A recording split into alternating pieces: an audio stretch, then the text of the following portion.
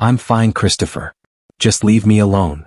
Those were the last words 26-year-old Emily Vitale whispered through a closed door before the silence set in. Now, Christopher Vitale, the man who ruled the city's underworld with an iron fist, sits in the guest room next door, staring at a half-empty glass of scotch. He'd spent the last 4 hours nursing his pride, letting this silent treatment punish his wife for a heated argument he didn't want to lose. He thought he was winning. He thought the quiet meant she was finally sleeping. But 12 feet of drywall can hide a lot of sins. Christopher sat fully dressed at 4 a.m., crushing his skull between his palms, until a sound broke the stillness. Not a cry, not a whisper, but the rhythmic, staccato warning of a heart monitor that shouldn't be there. Beneath the doorframe, a strange, clinical golden light began to bleed into the hallway. Fate didn't knock on Christopher's door, it crept. And the man who had slept through the most important battle of his life was now very, very awake, bargaining with gods he didn't believe in to reverse a clock that had already struck midnight. What happened in those 12 feet of space would force the city's most feared man to choose between his ego and his wife's survival. But to understand how a mafia boss ended up begging for a miracle in his own guest room, we need to go back 24 hours to the dinner that broke everything. 24 hours earlier, Emily had stood in their kitchen, her hands trembling as she held a set of medical results she hadn't yet found the courage to show him. Christopher's phone had lit up for the 10th time that evening. Another emergency, at the docks, another reason to look away from his wife's pale face. Christopher Vitale was carved from the same cold marble as the men who had come before him. In the Vitale household, a boy didn't learn to ride a bike or play catch. He learned the geometry of a room, where the exits were, who held the power, and whose eyes were lying. His father, a man with skin like parchment and a heart like flint, had raised him on a single poisonous mantra. Emotions are the cracks through which the enemy enters. Growing up in the sprawling, shadow-filled estate on the outskirts of the city, Christopher had watched his mother become a ghost long before she actually died. She was a woman of vibrant colors who had been slowly bleached white by the Vitale silence. Whenever she cried, his father didn't offer comfort. He simply walked out of the room, closing the door with a finality that echoed through the hallways for days. Silence wasn't just a lack of sound in their world, it was a tactical weapon. It was used to punish, to dominate, and to remind everyone that the boss's favor was a flickering candle that could be snuffed out at any moment. By the time Christopher took over the family throne, he had perfected the mask. He was a man of steel and expensive wool, a king who spoke in whispers because he never had to shout to be feared. He viewed his empire as a machine and his marriage, eventually, as a piece of that machinery. When he met Emily, her laughter had felt like a rebellion against the gray walls of his life. For a moment, he had almost forgotten the marble he was made of. But the crown has a way of crushing the man beneath it. As the pressures of the syndicate mounted, shipments seized, rivals encroaching, and the constant, buzzing threat of betrayal, Christopher retreated into the only defense he knew. He brought the Vitale silence into his bedroom. He began to treat Emily's needs as noise that distracted him from the signal of his business.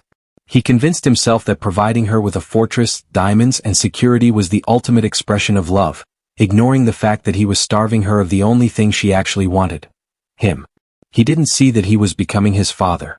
He didn't realize that every time he walked away from an argument to cool off in the guest room, he was laying another brick in the wall he'd sworn he'd never build. He was a king who could move mountains of contraband and silence a dozen enemies with a nod, yet he was completely blind to the fact that his greatest asset was breaking right in front of him. In the world of the Vitales, being untouchable was the goal, but Christopher was about to learn that if you make yourself untouchable for too long, eventually, there is no one left to reach for you when you're falling. The dining room of the Vitale estate was a masterpiece of cold elegance, where the silence was often louder than the conversation. That evening, the table had been set with the precision of a battlefield. Silverware gleamed under the crystal chandelier, and a bottle of vintage Barolo sat decanted, breathing in the heavy air. But as the meal progressed, the air only grew thinner. Emily sat across from Christopher, her dinner untouched, watching the man she loved methodically cut into his steak as if he were dissecting a business contract. "Christopher, please," Emily started, her voice a fragile thread in the vast room. "I'm not asking for another vacation or a bigger jewelry allowance.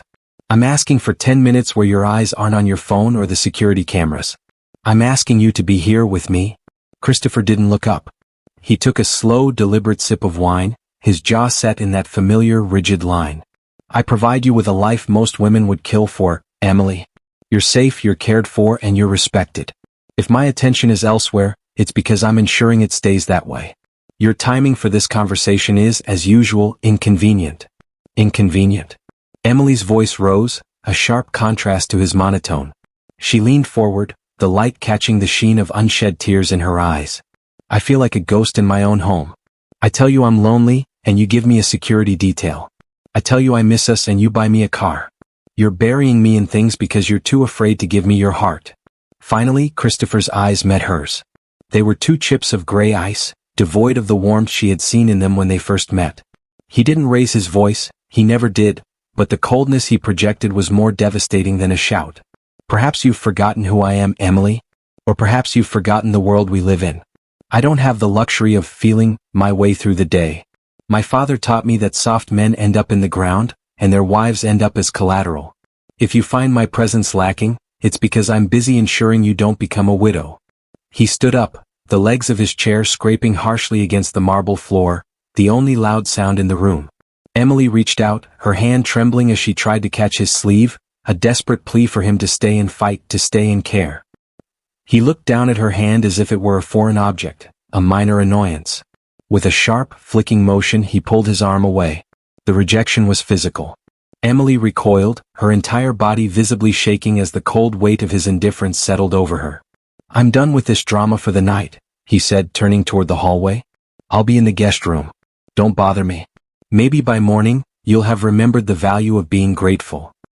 He walked away without looking back, leaving Emily alone in the golden light of the chandelier, her heart fracturing in a silence that had finally become unbearable. The amber liquid swirled in the heavy crystal tumbler, catching the dim light of the guest room like a trapped sun.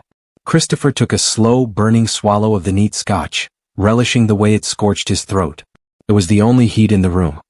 He sat in the high-backed leather chair, his feet propped up, staring at the closed door that led to the hallway. 12 feet. That was the distance he had placed between himself and Emily, and with every passing minute of silence, he felt the intoxicating rush of a victory won through sheer, cold endurance. He told himself he was doing this for her. He convinced himself that her emotional outbursts were a flaw that needed to be corrected, and that his silence was the only medicine potent enough to fix it. In his mind, he was the teacher, and she was the student who had forgotten her place in the Vitale hierarchy. He imagined her sitting in their master bedroom, staring at the empty side of the bed, feeling the weight of his absence. He wanted her to feel that hollow ache. He wanted her to realize that without his presence, her world was empty. She'll come around, he whispered to the shadows of the room. They always do. He felt a dark sense of pride in his ability to remain unmoved. He thought of his father, who had once gone 3 weeks without speaking to his mother over a minor disagreement. Christopher had reached the 4-hour mark, and he wore that time like a badge of honor. He was a man who could endure anything, war, betrayal, loss, so why should a woman's tears move him? He felt superior in his isolation, a king who didn't need the warmth of the sun to survive. He drained the glass and poured another, his movements precise even as the alcohol began to cloud the edges of his vision. He heard a faint thud from the other side of the wall, followed by a soft, rhythmic humming. He narrowed his eyes, a flare of irritation rising in his chest. Was she humming? Was she actually making music while he was in here stewing in his righteous anger? The sound grated on his nerves, it felt like a defiance, a refusal to be broken by his silence. He gripped the glass tighter, deciding then and there that he wouldn't check on her. Not tonight. He would let her hum herself to sleep, and tomorrow, he would enjoy the look of defeat in her eyes when she finally apologized. He didn't realize that the humming wasn't a song. He didn't know that it was the sound of a woman struggling to catch a breath that wouldn't come. He closed his eyes, leaning his head back, surrendering to the numbing embrace of the whiskey and his own ego. He fell into a heavy, dark sleep, cocooned in the pride of his victory, while just 12 feet away, the silence he had demanded was finally, tragically, becoming absolute. The whiskey-induced haze was shattered not by a sound but by an absence. Christopher's eyes snapped open at 4:12 a.m., the guest room air feeling like a tomb. He sat up, his suit jacket wrinkled and his mouth dry, waiting for the humming he'd heard earlier to resume. He wanted to be annoyed again. He wanted to use that irritation to fuel his stubbornness for just a few more hours. But the house was unnervingly, violently still. He stood up, his legs slightly unsteady, and walked to the door. The 12 feet of drywall that had been his fortress of pride now felt like a barrier of ice. He stood in the hallway staring at the master bedroom door. There was a light bleeding out from under the frame, a soft, clinical golden glow that pulsed with a rhythm that wasn't human. Then the sound started. A thin, high-pitched staccato, the electronic scream of a heart monitor that Christopher hadn't realized was even in the house. "Emily?" he called out, his voice sounding small and jagged in the darkness. There was no answer. The electronic beeping quickened, a panicked metallic heartbeat that mocked his silence. The pride that had felt like armor only hours ago evaporated, leaving behind a cold, raw terror. He reached for the handle, but it was locked. Without hesitation, Christopher channeled every ounce of his dormant rage into his shoulder, slamming against the wood. The frame splintered, a scream of protesting timber, until the door flew open and hit the wall with a deafening thud. The room was bathed in that ethereal, terrifying light. Emily was lying on the bed, her body unnaturally still, her skin the color of winter mist. A private medical alert system, one she must have installed herself in the weeks he had spent ignoring her, was flashing a frantic amber on the bedside table. Her chest wasn't moving. "No," Christopher breathed the word a shattered vow. He collapsed at her side, his large, calloused hands that had broken men and built empires, trembling as they cupped her face. She was cold. The woman who had been humming hours ago was now a fading ember. The golden light of her life was retreating, slipping through his fingers like sand. Emily breathed. "Look at me," he roared, his voice cracking with a desperation that would have horrified his father. He realized with a sickening jolt that while he was nursing a glass of scotch and a bruised ego, she had been fighting for her last breath just inches away. He had won his silent war, and the prize was a wife who was leaving him behind. As he pulled her limp body against his chest, the heart monitor's staccato warning turned into a long, flatline wail, signaling that the clock he'd ignored had finally struck midnight.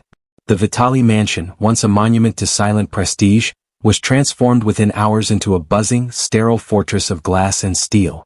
Christopher didn't wait for ambulances or hospital bureaucracies. He moved the hospital to Emily. By sunrise, the grand ballroom had been gutted, replaced by an array of glowing monitors, whirring ventilators, and the sharp, medicinal scent of antiseptic that choked out the lingering aroma of the previous night's vintage wine. He moved with a manic, terrifying energy, his eyes bloodshot and his voice a low, jagged rasp that brooked no delay. He didn't just hire doctors, he hunted them.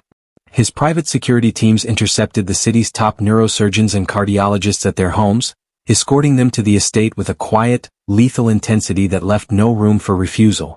In the center of the chaotic high-tech ward stood Dr. Aris, the nation's leading expert in sudden cardiac events, staring down the barrel of Christopher's unblinking gaze. Christopher didn't offer a greeting. He simply pointed at the bed where Emily lay, surrounded by a web of plastic tubing, and said, "If her heart stops again, yours will follow. Save her." But as the hours ticked by, the realization began to sink in, colder than the ice in his whiskey. Christopher paced the perimeter of the room, his shadow stretching long and distorted across the marble floors. He watched as the finest minds in medicine whispered over charts and adjusted dials, their faces etched with a grim uncertainty that no amount of money could erase. He had spent his life believing that every person had a price and every problem had a violent solution, but as he stared at the jagged green line on the monitor, Emily's only tether to this world, he felt the true weight of his helplessness. His wealth could buy the machines that breathed for her, and his reputation could force the world's best hands to stay at her bedside, but he could not command her soul to return. He stood at the foot of the bed, a king in a kingdom of wires and beeps, realizing that for the first time in his life, his power was an empty shell. He could lock down the city and silence his enemies, but he couldn't buy a single second of her consciousness. The man who had always taken what he wanted was finally facing a force that didn't care about the name Vitale, and the silence that followed the doctor's grim silence was the most terrifying one he had ever known. The silence of the house had become an interrogator, every shadow a reminder of the man Christopher had been while Emily was slowly fading. While the doctors hovered over her body in the makeshift ward downstairs, Christopher found himself drawn back to the master bedroom, the site of his greatest failure. He moved like a trespasser through his own home, his eyes falling on the small vanity drawer Emily always kept locked. With a twist of his wrist, the wood splintered, revealing a stack of leather-bound notebooks. He expected to find guest lists or shallow social schedules. Instead, he found the anatomy of a slow-motion murder. As he opened the first journal, the elegant script felt like a ghost reaching out to touch him. He began to read, and the air in the room grew heavy with the weight of her words. October 14th. Christopher came home at midnight again. I had dinner waiting, but he didn't even look at the table. He said he was handled. I wonder if he knows that every time he calls me handled, I feel a little more like a ghost. The entries continued, a chronological map of a woman being systematically erased by the Vitale silence. She spoke of the walls he built, the way he used his power as a shield to keep her out, and the crushing loneliness of being the queen of an empire that felt like a tomb. The further he read, the more the entries shifted from sadness to a terrifying, quiet resignation. December 2nd, my chest felt tight today. Not the kind of tightness that comes from a cold, but a physical ache like something inside me is actually breaking. I tried to tell him, but he was busy with the docs. He told me to see a doctor if I was bored. He doesn't realize he is the doctor I need. Christopher's hands began to shake as the realization struck him with the force of a physical blow. The broken heart, the doctors had whispered about, wasn't a metaphor, it was a medical reality he had authored. The final entry, dated the night of their argument, was the shortest of all. He slept next door to punish me. He wants me to feel his absence, but he doesn't understand that I've been feeling it for years. I think the light is finally going out. Christopher dropped the book, the leather hitting the floor with a sound like a gunshot. He had spent his life looking for enemies in the shadows, guarding against rival families and federal agents, never realizing that the most dangerous man in Emily's life was the one who slept 12 feet away. He had thought he was protecting her from the world, but the journals proved he had simply been the one pulling the trigger, one silent night at a time. Downstairs, the heart monitor chirped, a staccato reminder that he was running out of time to fix a heart he had personally broken. Christopher sat in the velvet armchair he had dragged to the edge of Emily's bed, his hand anchored to hers as if his grip alone could act as a lifeline. The high-tech ward was a symphony of mechanical breaths and digital pulses, but he heard only the deafening roar of his own conscience. For years he had been a man of movements, of logistics, shipments, and territories. Now he became a man of stillness. He watched the rise and fall of her chest, timed by a machine, and made a silent pact with the shadows of the room. He would not look away. Not again. His burner phone, discarded on a nearby tray, vibrated with a relentless, frantic energy. It was Marco, his most trusted capo. Then it was the heads of the unions, then the frantic buzz of a shipment being seized at the border. The Vitale Empire was a shark that had to keep moving to breathe, and with the boss gone to ground, the wolves were beginning to howl at the gates. Christopher didn't even glance at the screen. Let the docks burn. Let the rival families carve up the city like a Sunday roast. None of it had the weight of the small, pale hand resting in his. One of his advisors eventually dared to breach the sterile sanctuary. Christopher, the man whispered, his eyes darting toward the complex array of life support. The Russo family has taken the North Warehouse. We're losing millions by the hour. You need to make an appearance. You need to show them you're still the boss. Christopher didn't turn his head. His eyes remained fixed on Emily's closed lids, searching for a flicker, a tremor, any sign that she could hear him. Tell them I'm busy, he said, his voice a low, dangerous rasp that sent a chill through the room. Busy with what, sir? They think you've gone soft. They think you've abandoned the throne. I am busy being a husband, Christopher replied, finally shifting his gaze. The look in his eyes wasn't the cold calculation of a mobster. It was the raw, terrifying focus of a man who had finally found something worth losing everything for. If they want the city, let them take it. But if anyone so much as raises their voice within 100 yards of this room, I will burn the world down with them inside it. Now get out. The door clicked shut, leaving him in the golden-hued silence once more. He returned his attention to Emily, tracing the delicate blue veins in her wrist with his thumb. This was his vow of presence. A total surrender to the woman he had spent a lifetime neglecting. He had spent his life building a throne of ice, only to realize that the higher he climbed, the colder it got. Now, as his business crumbled and his name was dragged through the mud of the underworld, Christopher Vitale felt a strange, terrifying sense of peace. For the first time in his life, he wasn't looking for an exit.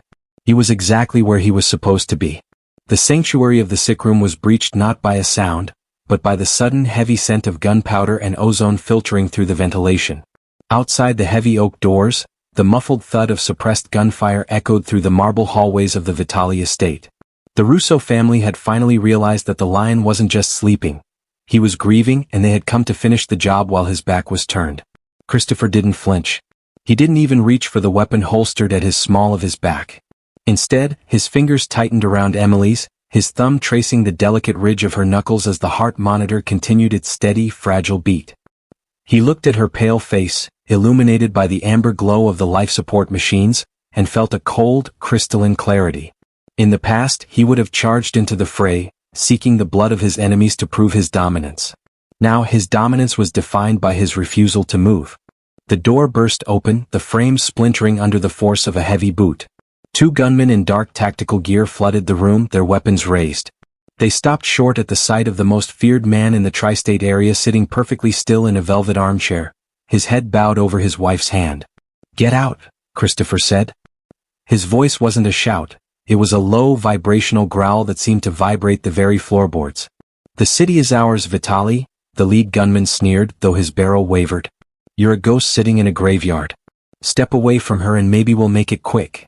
Christopher finally looked up. His eyes were no longer the calculated chips of ice they had been during their last dinner. They were pits of dark, ancient fire, the eyes of a man who had already lost everything and therefore had nothing left to fear.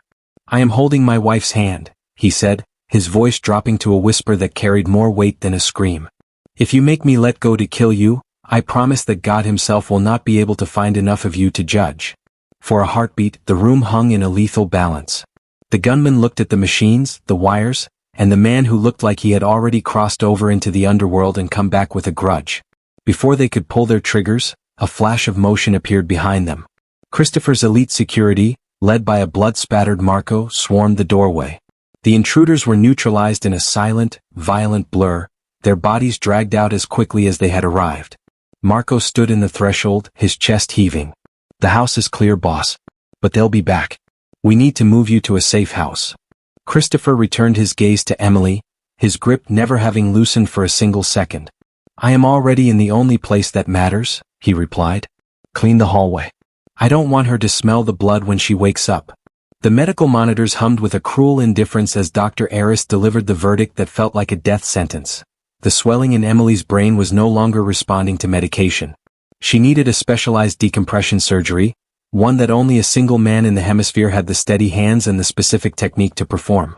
That man was Dr. Julian Vane, a neurosurgeon whose career Christopher had nearly destroyed a decade ago after Vane refused to prioritize a Vitale associate over a trauma patient. When Vane arrived at the estate, he didn't come with the fear of the gunman or the awe of the Vitale name. He walked into the makeshift ward with the cold, surgical precision of a man who held all the cards. He ignored the high-tech equipment and the luxury surroundings, walking straight to Emily's bed and checking her vitals with a grim, focused silence. Christopher stood at the foot of the bed, his broad shoulders tense, his hands balled into fists so tight his knuckles were white. "The equipment is the best money can buy," Christopher said, his voice a low, desperate rasp. "I have a surgical suite ready. Name your fee. Double it. Triple it." Dr. Vane finally looked up, his eyes hard behind his spectacles. "I don't want your money, Christopher. And I certainly don't care about your suite. 10 years ago, you put a gun to my head in a hospital parking lot because I chose a life over your business. You told me then that I was nothing but a servant in your city. You told me you would make sure I never practiced again." Vane stepped closer, his voice dropping to a whisper. "Now, the only person who can save the woman you love is the man you tried to ruin. Why should I lift a finger for a Vitale?" The air in the room became heavy, a physical weight that seemed to crush the oxygen from Christopher's lungs. Behind him, Marco and the security team shifted, their hands hovering over their holsters, waiting for the boss to snap, to roar, to demand. But the man who had built an empire on pride and iron-willed dominance was gone. Christopher took a step forward, and then, in a move that caused the entire room to go still, he sank to his knees. The marble floor was cold against his shins, but he didn't flinch. He bowed his head, his forehead almost touching the edge of Emily's bed. "I was a monster then," Christopher whispered, the words sounding like they were being torn from his throat. "And I am a desperate man now. Don't punish her for my sins. She is the only light in this house. If you want blood, take mine. If you want an apology, I will spend the rest of my life giving it. Just save her." For a long, agonizing minute, the only sound was the staccato beep of the heart monitor. Dr. Vane looked down at the most feared man in the city, broken and kneeling at his feet. The surgeon let out a long, weary breath and reached for his bag. "Get the prep team ready," he said quietly. "Not for you, Vitale. For her." The doors to the makeshift surgical suite closed with a heavy, pressurized hiss, sealing Christopher out of the only world that mattered. For the next 5 hours, Emily's life would belong to the edge of a scalpel and the steady hands of a man who had every reason to hate the Vitale name. Left alone in the corridor, Christopher felt the silence of the mansion return, but this time it wasn't a weapon he wielded, it was a ghost that haunted him. He began to wander. His footsteps, usually so purposeful and commanding, were aimless as he moved through the darkened halls of the estate.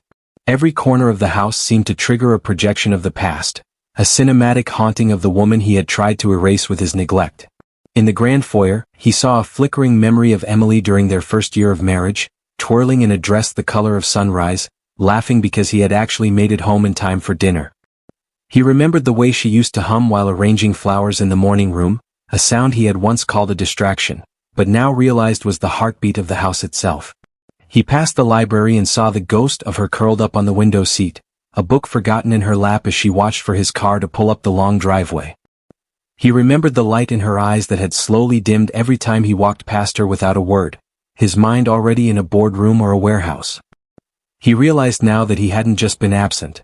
He had been a thief, stealing her joy and her vibrance until there was nothing left but the hollowed-out silence of the guest room. Christopher stopped in front of a portrait of his father, the man who had taught him that strength was found in the absence of feeling. "You were wrong," Christopher whispered to the painted eyes. "It's not the crack that lets the enemy in. It's the ice that kills the garden." He leaned his forehead against the cold mahogany of the wall, the same wall that had separated them during the argument. He could almost hear the echo of her humming through the wood, a phantom sound that tore at his chest. He wasn't just waiting for a surgery to end. He was waiting to see if fate would allow him a second chance to be more than a king.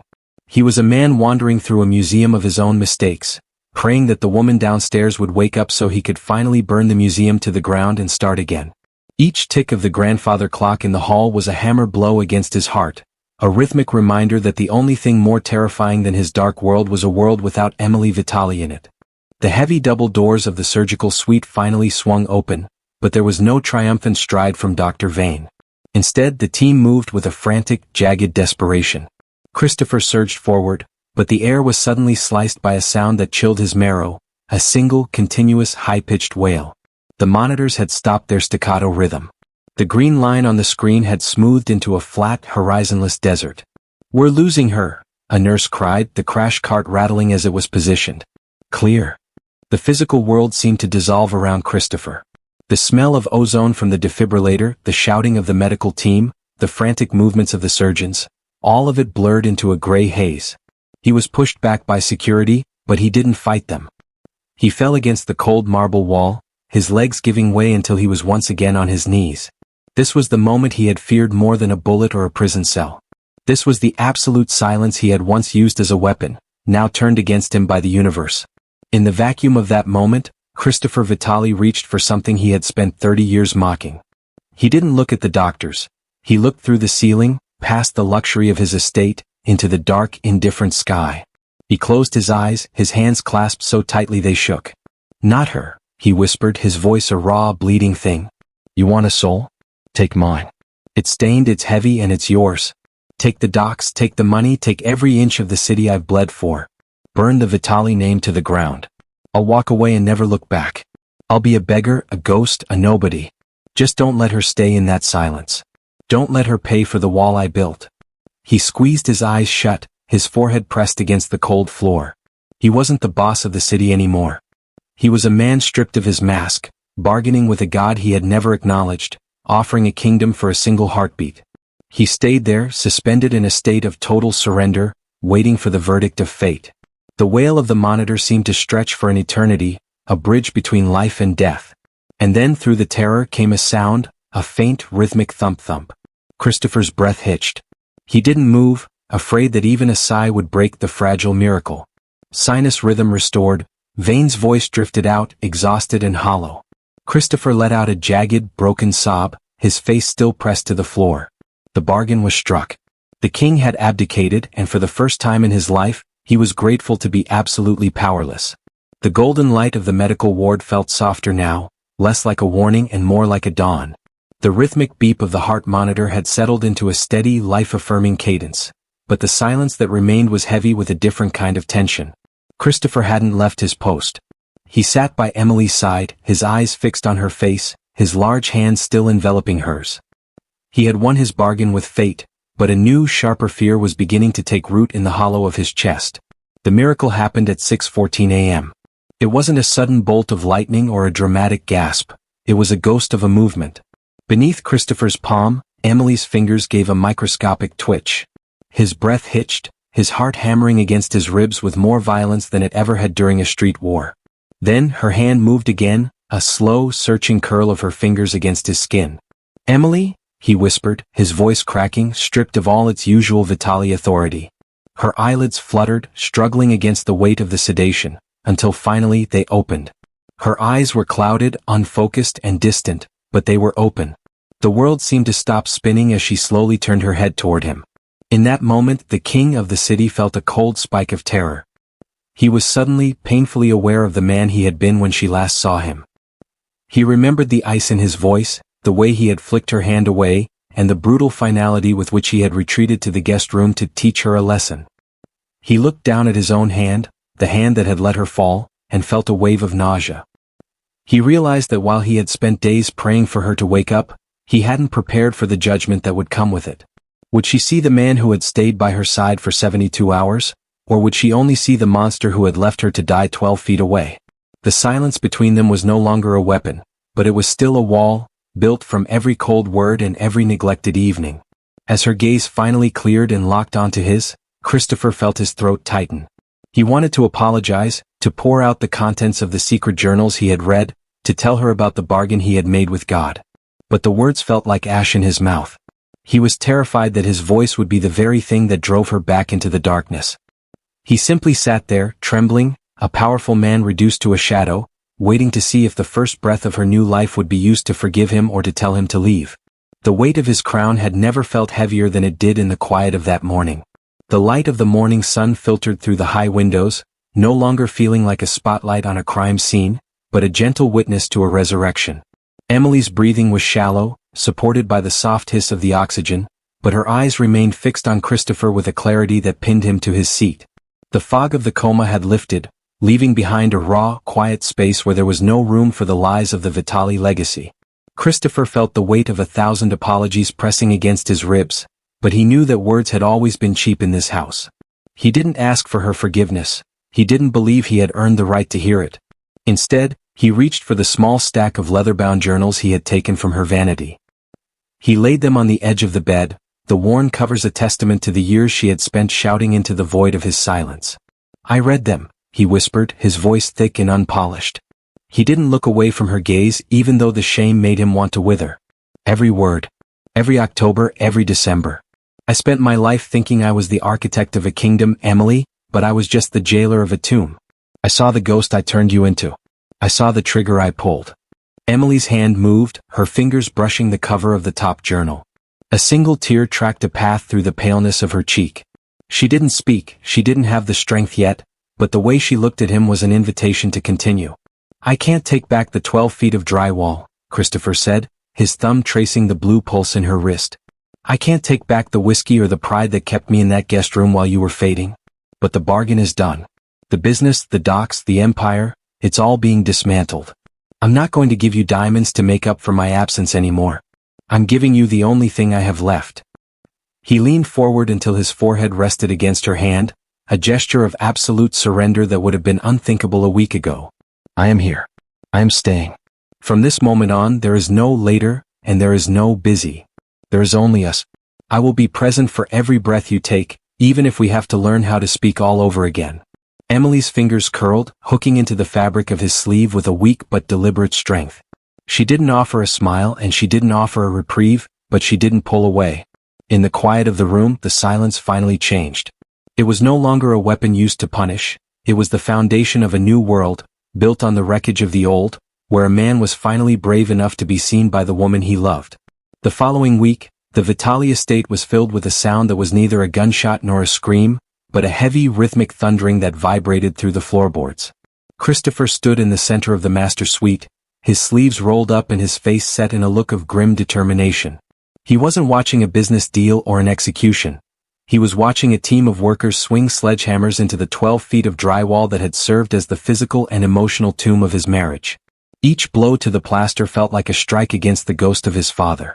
As the white dust billowed into the air, the barrier that had facilitated his pride and masked Emily's suffering began to crumble. Christopher didn't turn away from the mess. He watched until the last of the studs was pulled away, revealing the guest room on the other side.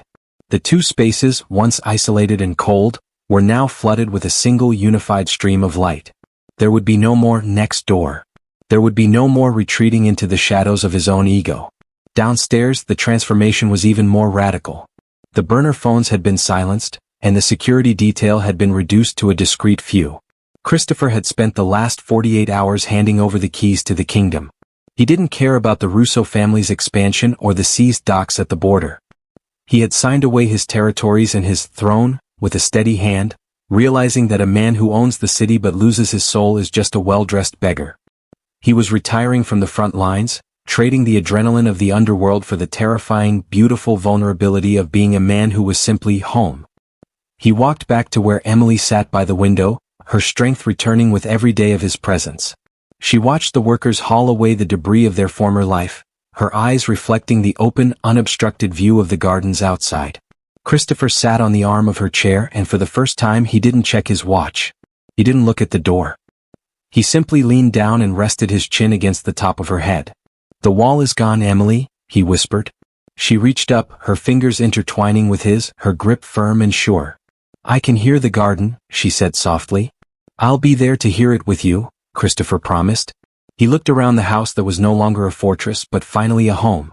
He had spent a lifetime building a world where he was feared, but he would spend the rest of his life building a world where Emily was never lonely again. The Vitale silence was dead, replaced by the quiet, steady humming of a woman who was no longer a ghost, and a man who had finally learned that the greatest power in the world wasn't the ability to walk away, but the courage to stay.